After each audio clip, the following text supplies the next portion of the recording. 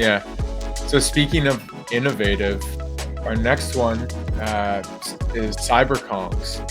So Kongz was really the originator of giving holders a yield of token, some kind of token. And that token is used within their ecosystem. So they were the first ones to do that, the first ones to innovate that. Now there are a number of different projects that have that mechanic, whether it's just you get it for holding or something like Wolf Game where there's a game involved with it, but you're yielding a token.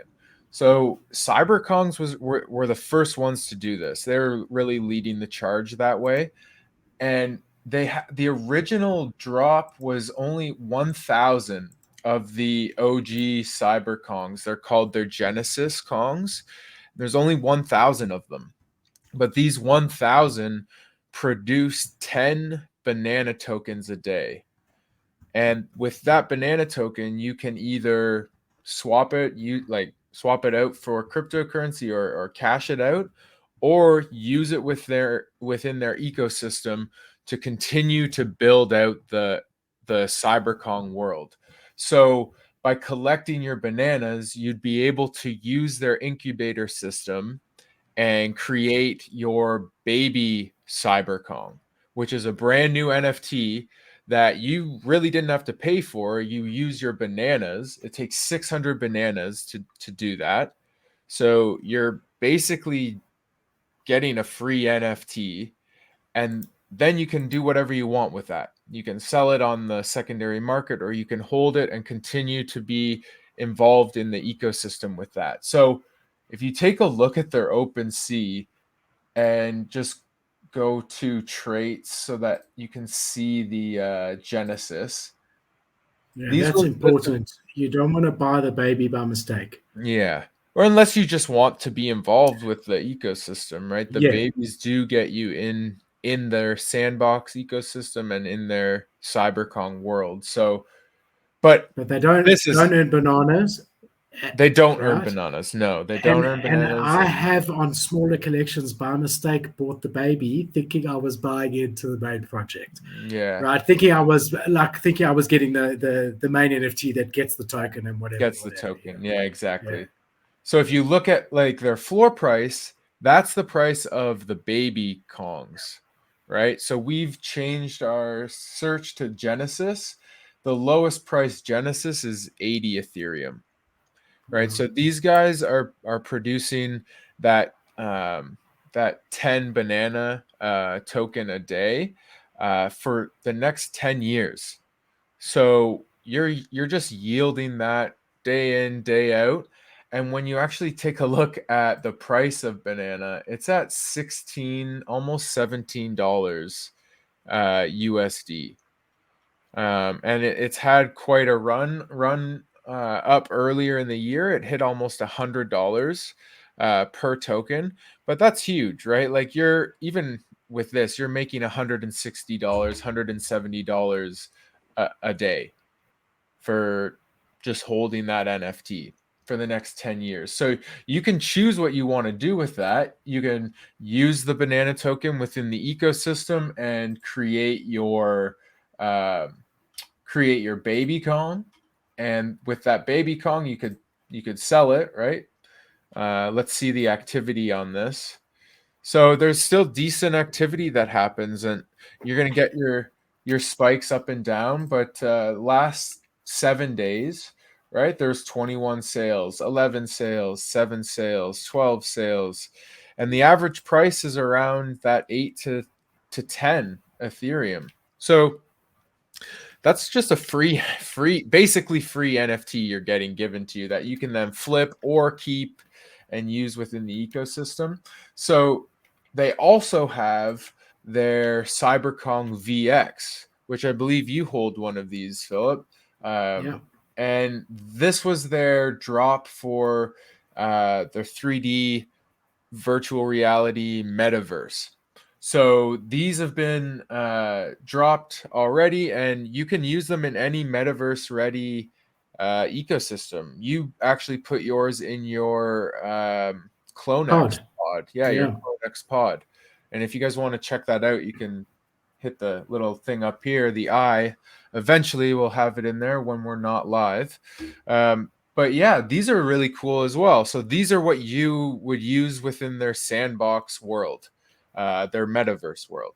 So they're going for a little bit less, quite a bit less than the Genesis, but still gets you involved in the CyberKongz ecosystem, and you can be a part of the metaverse. They're part of Sandbox, and they have the land, they have their world built out, and just a solid, well thought out project. Cyber Yeah. guys, like you see, not that you wouldn't expect this to be copied. Like it's a great idea, so you would honestly expect to see other projects doing this.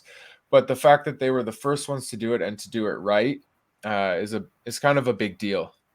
So, For sure. I do want to say a couple of things. First of all, I calculated the 80 Ethereum floor price, which is actually, there was one, and then the next one was 85, the next one was 90. But 80 times 3,000 on average, what Ethereum is, it's $240,000 to get one of these bad boys.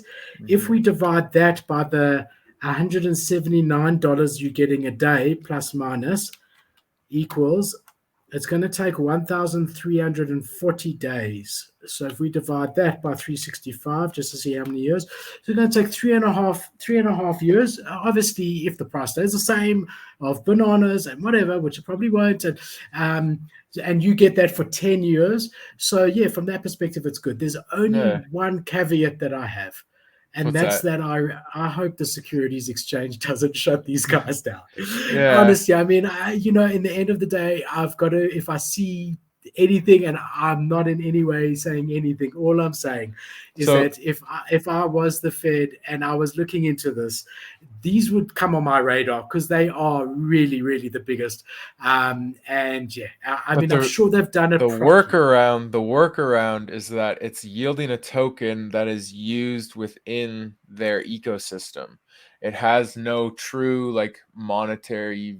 Well, it has monetary value, but it can be swapped. It's not considered a security because you're not getting that. You're not expecting a return. Until they realize until they change the rules. Until they change. So that's the only thing. And personally, I mean, I think it's great. And there was a time when bananas were sitting at almost double. So it would take a year and a half to pay it off. But there is that risk, and people have to be aware of that. That with this particular project, I don't know how big the risk is. I have no doubt they've had top lawyers drafting it to make it as proper as possible, and I'm sure it is. But that is a risk, and we would be doing a disservice to our viewers if we didn't just point out that there is a slight risk that this could be a problem, right? Yeah. And when you look at the activity, they aren't really selling the Genesis. The Genesis don't really sell. People that have those hold them, and I'm assuming just continue to create these CyberKong babies and flip them for ETH. I mean, honestly, that would be my strategy with this. Like if I could just collect 600 whatever, that's 60 days. Every 60 days, you're going to be able to get your baby CyberKong, and then you could sell it for 8 to 10 Ethereum current floor price. So I don't know. It's a unique, very unique project. Every 2 months you can get in, let's just say 10 ETH, so it's easy to work out. So it's going to take 16 months your way, opposed to and you're still earning your token, right? Yeah. But you're using your token to mint these guys. Mint them, yeah. So I don't know. I don't even hold one, so but that would be my personal strategy of that. For sure, so we can both dream that of strategies for this.